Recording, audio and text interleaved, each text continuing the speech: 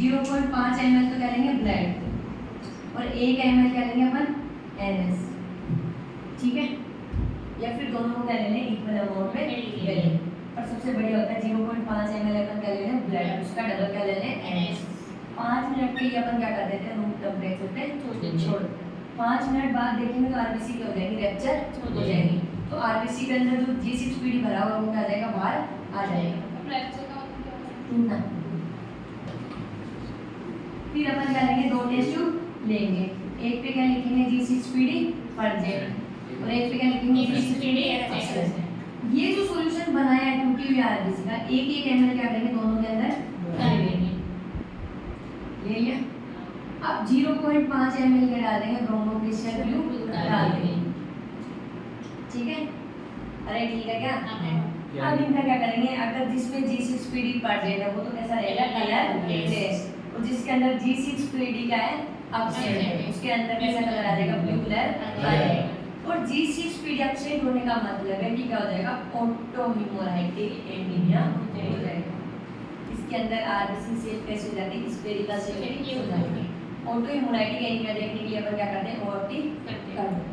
G6PD present है उसमें गलत लेस है, प्रेजेंट है तो डाल लेस हां और नहीं है तो गलत, ठीक है। अरे ठीक है क्या दुश्मन तो बोला नहीं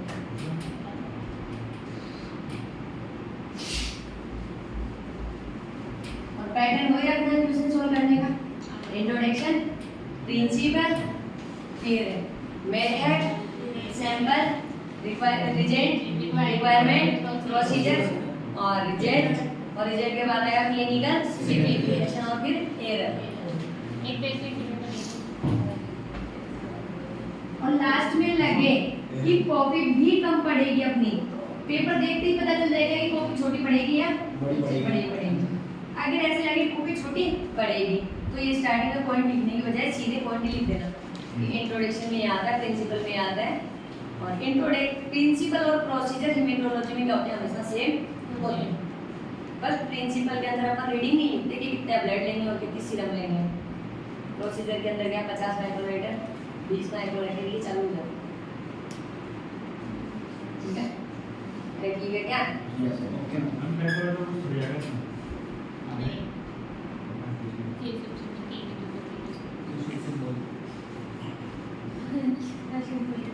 जो क्वेश्चन नंबर 6 अपना पूरा सॉल्व हो गया, और क्वेश्चन नंबर 1 सॉल्व हो गया, क्वेश्चन नंबर 3 सॉल्व हो गया, क्वेश्चन नंबर पे आ जाओ अपने 7 में। 7 में से अपन ने पीवीएफ और रोमन रेजिस्टेंस सुन लिए, अब अपन करेंगे ईएसआर इरेथ्रोसाइट सेडिमेंट टेम्परेट।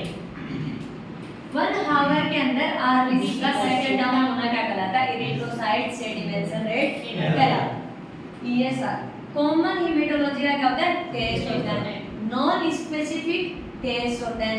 फिर भी अपन किसके लिए करते हैं इन्फेक्शन और इन्फ्लेमेशन का पता करने के लिए क्या करते हैं ईएसआर टेस्ट करते हैं। ईएसआर टेस्ट करने के कितने मेथड होते हैं 3, वेस्टर्न विंड्रॉप और ऑटोमेटेड। तुम्हारी वेस्टर्न होती है, बात करें तुम्हारे सैंपल कौन सा लेंगे दोनों के अंदर डीडी सैंपल, रिजल्ट दोनों के कब अलग अलग होते हैं। तुम्हारे वेस्टर्न का तो होता है 3.8% राइस सोडियम सिट्रेट, और विंड्रॉप का कौन सा होता है 80। वेस्टर्न के अंदर कितना रेशियो बनाते हैं अपन 1:4, और विंड्रॉप के अंदर कितना बनाते हैं 1:5। वेस्टर्न ट्यूब होती है जो वेस्टर्न ट्यूब कहते हो जिसको तुम, उसकी लंबाई कितनी होती है 30 सेंटीमीटर। दोनों साइड से क्या होती है ओपन होती है। ऊपर की साइड कौन सी मार्किंग होगी 0, नीचे की साइड कौन सी मार्किंग होगी 100। डायमीटर कितना होता है 2.5 mm। लेंथ होगी और ऊपर होगी डायमीटर हो गया, मार्किंग हो गई, ठीक है। ये है रेशियो कितना लेते हैं 1:4। अब इसका प्रिंसिपल होता है कि जो अपना एंटीकोगुलेंट ब्लड है और एंटीकोगुलेंट को है 3.8% राइस सोडियम सिट्रेट, उसके अंदर अपन क्या मिक्स करेंगे ब्लड मिक्स करेंगे। 1 घंटे के अंदर अपनी आरबीसी क्या हो जाएगी सेटल डाउन होनी स्टार्ट हो जाएगी। पर 1 घंटे के अंदर आरबीसी सेटल डाउन किसकी वजह से होती है रोलेक्स फॉर्मेशन। रोलेक्स फॉर्मेशन में आरबीसी क्या होती है एक दूसरे के ऊपर पॉइंट्स के रूप में क्या होती है जमा होनी स्टार्ट हो जाती है। जब रोलेक्स फॉर्मेशन बनेगा तो आरबीसी का वजन क्या हो जाएगा, बढ़ जाएगा, और भारी चीज हमेशा क्या होती है, सेटल डाउन होगी, अपनी स्पेसिफिक ग्रेविटी के कारण हो जाएगी, सेटल होने स्टार्ट हो जाएगी, और प्लाज्मा क्या आ जाएगा, ऊपर आना स्टार्ट हो जाएगा। फिर आता है हमारा सैंपल की इरिडिया सैंपल, ठीक है। फिर पहले तो 3.8% ट्राई सोडियम सिट्रेट, रिक्वायरमेंट लेते हो western tube, western pipette, western stain, test tube, partial pipette ले लो, ब्लड ले लो, 3.8% ट्राई सोडियम सिट्रेट। फिर आता है तुम्हारा प्रोसीजर, पहले क्या बनाओगे, एक टेस्ट ट्यूब बनाओगे, उसके अंदर 0.4 ml क्या लोगे, 3.8 ट्राई सोडियम सिट्रेट, और 1600 माइक्रोलीटर क्या लोगे तुम, ब्लड, दोनों को क्या कर दोगे, अच्छे से मिक्स कर दोगे। मिक्स करने के बाद टेस्ट ट्यूब के अंदर क्या लगाओगे आप, वेस्टर्न ट्यूब, और पार्शियल पिपेट या वेस्टर्न पिपेट से क्या करोगे, उसको सक करोगे, कितनी मार्किंग तक सक करोगे, 0 मार्किंग तक। फिर जो तुम्हारी वेस्टर्न ट्यूब है उसको 1 घंटे के लिए आप वेंट्रिकल पोजीशन में क्या कर दोगे, छोड़ दोगे, वेंट्रिकल का मतलब होता है सीलिंग। 1 घंटे बाद आप देखोगे कि कितनी आरबीसी सेटल डाउन हुई है, वही क्या कहलाता है तुम्हारा ये सा क्या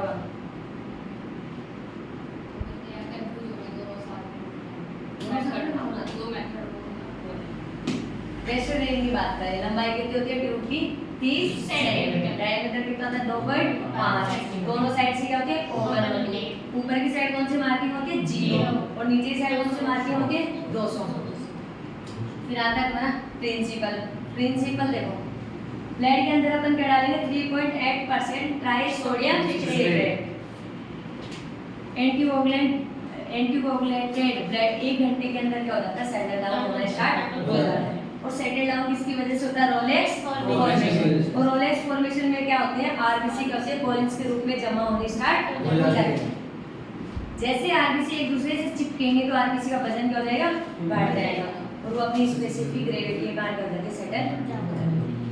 फिर आती है तुम्हारा रिक्वायरमेंट, रिक्वायरमेंट में क्या लोगे, जो मेथड कर रहे हो वही क्या लोगे, ट्यूब लोगे, वही क्या लोगे, स्टेन लोगे, टेस्ट ट्यूब लोगे, वेस्टर्न ट्यूब लोगे, वेस्टर्न पिपेट लोगे, वेस्टर्न स्टेन लोगे, ब्लड लोगे, और 3.8 ट्राई सोडियम सिट्रेट, ठीक है।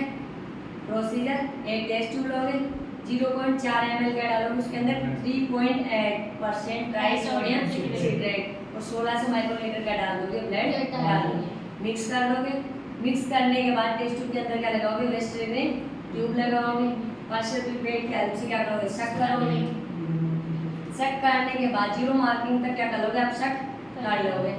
आप ट्यूब को उठाओगे, वेस्टर्न ट्यूब को टेस्ट ट्यूब से रिमूव करोगे, वेस्टर्न स्टेट के अंदर वर्टिकल पोजीशन में 1 घंटे के लिए क्या कर दोगे, छोड़ दोगे। 1 घंटे के बाद आपकी आरबीसी का हो जाती है सेकंड डाउन स्टार्ट, मतलब 5 नंबर माइनस 2 या 3 होगा, और कितनी नॉर्मल रेंज कितनी होती है इसकी, 0 से 20, और मेल के अंदर कितनी होगी, 0 से 15 mm/h। इसकी नॉर्मल यूनिट जरूर याद रखना, mm में तो इस पे मार्किंग होती है, और 1 घंटे के अंदर देखते हैं, इसलिए इसकी जो यूनिट होती है क्या होती है, mm/h। फिर आती है तुम्हारी विंड ड्रॉप, विंड ड्रॉप क्या होती है, एक साइड से ओपन होती है, लंबाई कितनी होती है, 11 सेंटीमीटर, डायमीटर कितना होता है, 2.5 mm, मार्किंग ऊपर की साइड क्या होती है, 0, और नीचे की साइड क्या मार्किंग होती है, 100। विंड ड्रॉप से अपन क्या देख सकते हैं, पीसीबी भी देख सकते हैं, तो विंड ड्रॉप पे क्या उल्टी मार्किंग भी पाई जाती है। तो देखो एंटीकोगुलेंट कौन सा लेते हैं अपन, ईडीटी एंटीकोगुलेंट लेते हैं। ब्लड के अंदर क्या मिक्स करेंगे, ईडीटी एंटीकोगुलेंट मिक्स करेंगे, आरबीसी रोलेक्स फॉर्मेशन करके क्या हो जाएंगे, सेटल डाउन होने स्टार्ट हो जाएंगे। ये तो है इसका प्रिंसिपल। फिर है अपनी सैंपल, ईडीटी सैंपल। फिर आती है तुम्हारी रिक्वायरमेंट, ईडीटी रिजेंट, ब्लड, और विंड्रॉप ट्यूब, विंड्रॉप स्टेन, और विंड्रॉप पिपेट, और टाइमर 1 घंटा में देखोगे ना, ठीक है। उसके बाद आता है तुम्हारा प्रोसीजर। 1:5 में अपन क्या लेते हैं, रेशियो लेते हैं। 1 पार्ट किसका लेंगे, एंटीओक्लेंट का, 5 पार्ट किसका लेंगे, ब्लड का।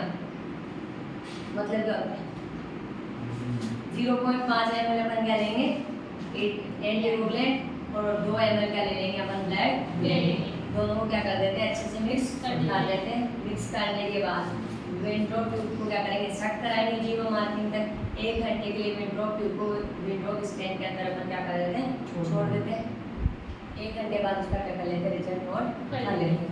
मेल के अंदर 0 से 9 ml पर आवर, और फीमेल के अंदर 0 से 20 या 0 से 15 ml पर आवर। अब ESR के अंदर कितनी स्टेज बनती है, 3। सबसे पहले वाली स्टेज बनती है रोलेक्स फॉर्मेशन, कितनी देर की होती है, 10 मिनट। आरबीसी एक दूसरे में कॉइन्स के रूप में जमा होना क्या कहलाता है, रोलेक्स फॉर्मेशन कहलाता है, जो कितनी देर के लिए होती है, मात्र 10 मिनट के लिए। रैपिडली क्या होती है, प्रोसेस होती है। इसके बाद आती है तुम्हारी सेटलिंग फेज। 40 मिनट के लिए आरबीसी क्या होती है, तुम्हारी सेटल डाउन होती है।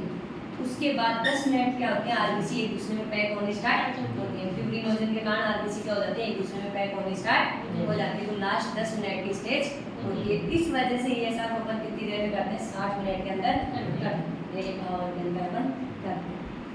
अब है ESR कब बढ़ेगा और कब घटेगा, क्लिनिकल सिग्निफिकेशन। रेज यानी बढ़ना, इंक्रीज यानी बढ़ना। इंक्रीज कब होगा, टीबी, ऑल एनीमिया छोड़ के सिकल सेल एनीमिया, पेल्विक हड्डी का इन्फ्लेमेशन है, और मल्टीपल मायलोमा यानी ब्लड का कैंसर। घटेगा अगर डिहाइड्रेशन, बॉडी के अंदर पानी का लेवल कम हुआ तो किसका लेवल कम होगा, प्लाज्मा, और प्लाज्मा का लेवल कम हुआ तो आरबीसी की सेटल डाउन रेट भी क्या हो जाएगी, कम हो जाएगी। सिकल सेल एनीमिया, घटेगा हाँ सिकल सेल एनीमिया, और हेमरेजिक डेंगू। कोई चिलोसाइटोसिस, तो स्पेशली पॉलीसाइथीमिया, हीमोग्लोबिन बढ़ा हुआ होगा तो ESR सेटल डाउन नहीं होगा, ठीक है। और एरर होते हैं, डायरेक्टली टेस्ट ट्यूब नहीं लेनी, और क्या नाम है 90 डिग्री के एंगल पे रखना है। अगर 90 डिग्री के एंगल से 1-2 इंच भी इधर उधर हुआ तो क्या होगा, 30% आपके रिजल्ट में क्या आ जाएगा, डिफरेंस आ जाएगा। या तो 30% ज़्यादा आएगा या 30% क्या आएगा, कम आएगा। कोई भी वाइब्रेशन सरफेस पे अपन किसको नहीं रखते, ट्यूब को नहीं रखते। और एंटीजन और एंटीओक्लेंट का रेशियो क्या रखना अपन को, ब्लड और एंटीओक्लेंट का रेशियो क्या रखना, प्रॉपर रखना, 1:5 और 1:4। हाँ 1 घंटे के अंदर क्या करना है, तुम्हें रिजल्ट नोट करना है। पता चले कि 5 घंटे बाद देख रहे हैं, ये है तुम्हारा ESR। हाँ भाई बोलो। तो प्रोसेस भी दूसरे नाम से भी आ सकता है क्या? अब मैं ESR पढ़ा रहा हूँ, उसमें कहाँ फंस गए, दिन में पूछ रहा हूँ। कोर्स आएगा ज़्यादा से ज़्यादा ASG के नाम से आएगा। और दूसरे पेज का क्या नाम है, cycle settling phase, settle down. पहले तो एक दूसरे के रूप में जमा होंगे, उसमें चिपकेंगे एक दूसरे पे आगे, अटैच होंगे, जिसको अपन कहते हैं रोलेक्स फॉर्मेशन। फिर 40 मिनट के लिए क्या होती है, भारी होने के कारण नीचे बैठने स्टार्ट होती है। लास्ट 10 मिनट में एक दूसरे में क्या होती है, पैक होने स्टार्ट होती है।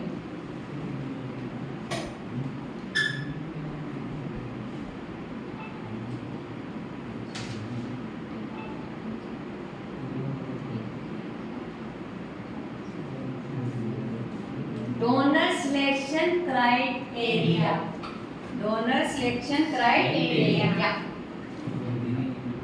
डोनर है जो ब्लड डोनेट करता है वो क्या कहलाता है, डोनर कहलाता है।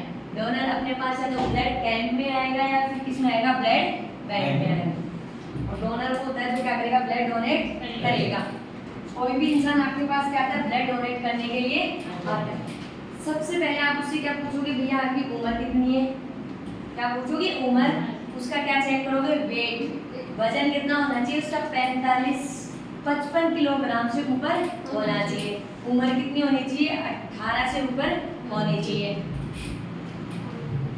और उसको कोई भी बीमारी नहीं होनी चाहिए, जैसे कि परमानेंट बीमारी होती है तुम्हारी, HIV होना और हेपेटाइटिस का इन्फेक्शन होना, लीवर डिजीज होना, ब्लड कैंसर होना, शुगर होना। इनमें क्या होता है, हार्ट की बीमारी, ये क्या होता है, परमानेंट तुम्हारे डेफर डोनर होते हैं। इनका कभी भी आप जीवन में क्या करते हो, ब्लड नहीं ले सकते।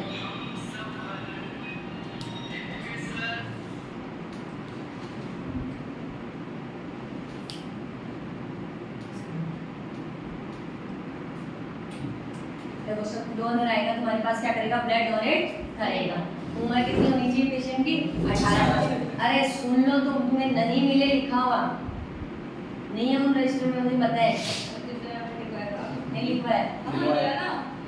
स्टार्टिंग में बस यही लिखा कि पहला पेज ये हाँ, पहला पेज है। सबसे पहले फर्स्ट आएगा डोनर आएगा। पर उम्र कितनी होनी चाहिए, 18। वेट कितना होना चाहिए, 15 किलो 55 किलोग्राम। उम्र कितनी होनी चाहिए, 18 से लेके 65 के बीच में, कम से कम 18 और ज़्यादा से ज़्यादा 65। वेट चेक करोगे आप, 55 किलोग्राम होना चाहिए वेट हो गया। कोई भी इसको बीमारी नहीं होनी चाहिए। बीमारी दो टाइप से बांटा गया है इसको, परमानेंट और टेम्परेरी। जैसे किसी की माइनर सर्जरी होती है, किसी ने टेटू बनवाया है, किसी को मलेरिया हुआ है, किसी को टाइफाइड हुआ है और किसी के वैक्सीन लगी है, ये क्या होते हैं बीमारे, या किसी ने एंटीबायोटिक खाई है, किसी को बुखार आ रखी है, ये क्या होते हैं तुम्हारे टेम्परेरी टेम्परामेंट्स। अरे टेम्परामेंट्स नहीं, डेफर होते हैं। टेम्परेरी टाइप के लिए क्या होते हैं, डेफर होते हैं। एक होते हैं परमानेंट। परमानेंट में आते हैं जैसे किसी पेशेंट को क्या हो गया, एचआईवी, किसी को क्या हो गया, हेपेटाइटिस बी हो गया, किसी को क्या हो गया, मेजर सर्जरी हुई है, जैसे कि हार्ट के वॉल चेंज हुए हैं, किसी के पेसमेकर डला है, किडनी ट्रांसप्लांट हुई है, कैंसर और डायबिटिक और बीपी, लिवर डिजीज हो गया, बीपी लीवर जितने भी ऑर्गन की डिजीज है सारी सारी में, और हीमोफीलिया, पॉलीसाइथीमिया, हीमोफीलिया, डायबिटिक होती शुगर, abnormal blooding क्या होता है, abnormal bleeding, हीमोफीलिया। इन सब के अंदर क्या करते हैं अपन, परमानेंटली उसको क्या कर देते हैं, डेफर कर देते हैं। वो अपने लाइफ टाइम का नहीं कर सकता, ब्लड डोनेट नहीं कर सकता। अगर करेगा तो वो किसको देगा, मरीज को भी क्या देगा, अपने वाली बीमारी ट्रांसप्लांट करेगा। बस इतना सा तुम्हें डोनर सिलेक्शन क्राइटेरिया में लिख के आना है। 20 नंबर पूछे में नहीं लगे 20 नंबर पूछे 20 नंबर पे अभी करके नहीं आना, गया तो नहीं कर 20 के आ जाए तो नहीं करके आना है, शॉर्ट नोट्स आ रहा है तो फिर भी लिख देना, 20 में आ रहा है तो नहीं करना है, ठीक है। अरे ठीक है क्या, और कौन से टॉपिक बच गए थे, ब्लड डोनेट करते हैं 20 नंबर ब्लड डोनेट करते हैं 20 नंबर क्रॉस मैच हो गया। कोल्ड एग्लूटिनेशन और HBN। HBN का है हेमोलाइटिक डिजीज न्यूबॉर्न इथ्रोब्लास्टोपिटेलोसिस, इसको कहते हैं, HBN को ही कहते हैं। फिटनेस कहीं पे दिख जाए मतलब क्या है, HBN कोल्ड एग्लूटिनेशन टेस्ट। अब अपन बात करें किसकी, HBN की कर लेते हैं पहले। कोई भी मदर क्या है, नेगेटिव ब्लड ग्रुप की मदर है, और फादर कैसे है, पॉजिटिव ब्लड ग्रुप का। अब बेबी होता है वो क्या करता है, आधे क्रोमोसोम किसके उठाता है, फादर के, और आधे किसके उठाता है, मदर के। अब उसने RH फैक्टर किसका उठा लिया, फादर का उठा लिया। फर्स्ट बेबी तो क्या हुआ, नॉर्मल हो गया। जैसे सेकंड बेबी क्या हुआ, कंसीव हुआ। अब जब फर्स्ट बेबी डिलीवरी हुई थी तब हॉस्पिटल में क्या कट किया गया था, प्लेसेंटा कट किया गया था। प्लेसेंटा कट करते टाइम जो प्लेसेंटा का ब्लड था वो किसके अंदर चला गया, मदर के अंदर चला गया। अब मदर के अंदर क्या आ गया, RH फैक्टर आ गया। अब उस RH फैक्टर को मदर की एंटीबॉडी ने क्या समझा, फॉरेन पार्टिकल समझा, और उसके खिलाफ क्या बना दी, एंटीबॉडी बना दी। एंटीबॉडी बनेगी इनकम्प्लीट IgG एंटीबॉडी। जब जैसे ही सेकंड बेबी क्या हुआ, कंसीव हुआ, उसको वो एंटीबॉडी क्या करेंगे, डिस्ट्रॉय करने का काम करेंगे, और उसको क्या करते हैं, डिस्ट्रॉय कर देंगे। इसका पता लगाने के लिए अपन क्या करते हैं, HBN टेस्ट करते हैं। अब HBN टेस्ट में अपन क्या लिखेंगे, ICT लिखेंगे, इनडायरेक्ट रूट्स टेस्ट। पेशेंट का क्या लेंगे अपन, सैंपल लेंगे, EDT सैंपल आए या फिर सीरम आए। EDT आएगा तो अपन उसको क्या करेंगे, सेपरेट करेंगे। एक टेस्ट ट्यूब लेंगे, 50 माइक्रोलीटर क्या लेंगे, सीरम लेंगे, उसके अंदर O पॉजिटिव की क्या डालेंगे, फुल सेल डालेंगे। 30 मिनट के लिए क्या कर देंगे, इंक्यूबेट कर देंगे। 30 मिनट बाद 3 टाइम उसको क्या कर देंगे, वॉश कर देंगे। वॉश करने के बाद उसके अंदर 2 ड्रॉप किसके डालेंगे, AHG। और 1000 आरपीएम पे 1 मिनट के लिए क्या करते हैं, सेंट्रीफ्यूज कर देंगे। अगर एग्लूटिनेशन आ रहा है तो एचडीएन क्या है, पॉजिटिव, और एग्लूटिनेशन नहीं आ रहा मतलब एचडीएन नेगेटिव। आईसीपी और आईसीपी नाम नहीं डालना, प्रोसेस लिखनी है उसकी, प्रोसेस प्रिंसिपल, ठीक है। तभी तो सेम चीज हो जाएंगी, जल्दी जल्दी हो जाएगा पेपर। फिर चलेंगे कोल्ड एग्लूटिनेशन टेस्ट। तो इसमें जैसे प्लेसेंटा कट हो जाता है तो इसको बचाने का मतलब क्या होगा इलाज? बच्चा बाहर आ जाए तो प्लेसेंटा कट करें, नहीं, पहले कर देते हैं। पहले पता ही नहीं होता। पहले का मैं पूछ रहा हूँ 6 क्वेश्चन में सी में क्या लिखा हुआ है, क्यों क्या शरा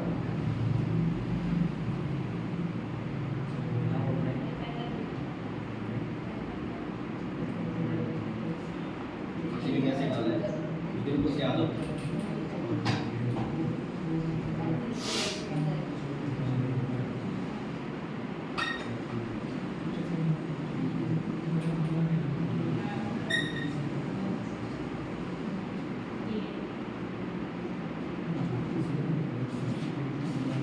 अरे सुनो, अब चुप कैसे हो गए यार, पॉइंट नहीं चल रहे थे। कोल्ड एग्लूटिनेशन टेस्ट, ठीक है। तेरे को और कुछ याद नहीं रहे तो बस यही रखना, माँ नेगेटिव बच्चा पॉजिटिव। और माँ बच्चे वाला ब्लड किसके अंदर आया, माँ के अंदर आया। माँ में क्या आया, RH फैक्टर आ गया।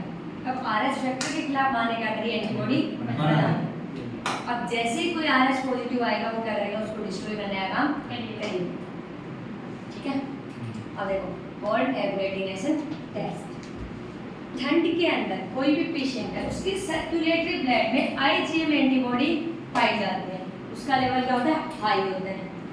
कोल्ड एग्लूटिनेशन क्या होता है, ऑटो इम्यून डिजीज होती है, auto immune disorder. Auto immune का मतलब होता है ऑटो यानी खुद की, इम्यून यानी एंटीबॉडी। खुद की एंटीबॉडी खुद की आरबीसी को क्या करेंगे, डिस्ट्रॉय करना स्टार्ट कर देंगे। और करेंगे कब, जब IgM एंटीबॉडी का लेवल क्या हो, रेज हो, हाई हो। ब्लड सर्कुलेटरी ब्लड के अंदर सबसे ज्यादा कौन सी एंटीबॉडी पाई जाती है, IgM एंटीबॉडी पाई जाती है।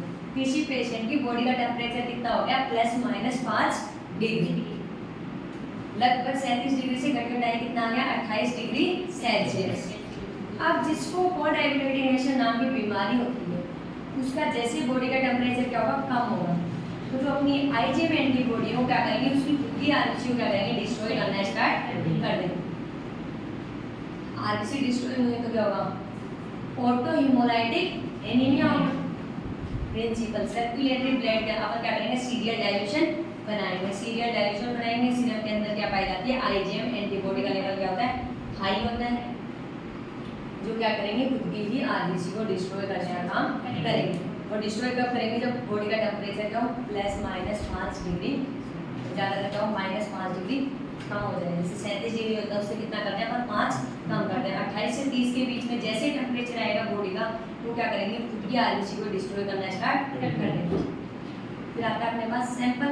सैंपल में अपन क्या लेते हैं, सीरम लेते हैं, और रिजेंट कौन सा लेंगे, NS।